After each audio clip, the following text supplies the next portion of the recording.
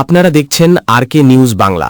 Saudi আরব থেকে দুই প্রবাসী আব্দুল আজিজ ও আল মাহান বাংলাদেশের মাগুরার মোহাম্মদপুর উপজেলার বাবুখালী ইউনিয়নের দাদিয়াদাহ গ্রামে প্রবাসী আল আহমেদের বিয়েতে বরযাত্রী হিসেবে অংশ নিতে এসেছিলেন।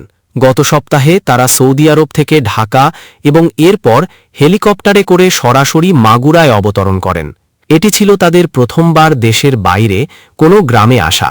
স্থানীয়রা তাদের উষ্ণ অভ্যর্থনা জানায় এবং তারা গ্রামের আতিথেয়তা দেখে মুগ্ধ হন।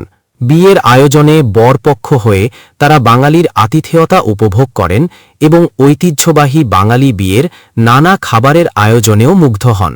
আব্দুল আজিজ ও আল মাহান জানান, তারা বাংলাদেশের মানুষের আতিথেয়তা ও সংস্কৃতি দেখে অত্যন্ত আনন্দিত।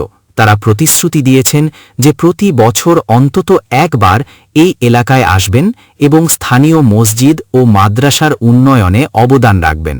এছাড়াও তারা বাংলাদেশের অন্যান্য স্থানে ভ্রমণেরও আগ্রহ প্রকাশ করেছেন।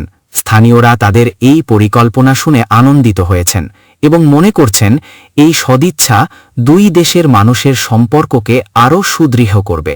কনের পরিবার গেটে ফিতা কেটে তাদের স্বাগত জানায়।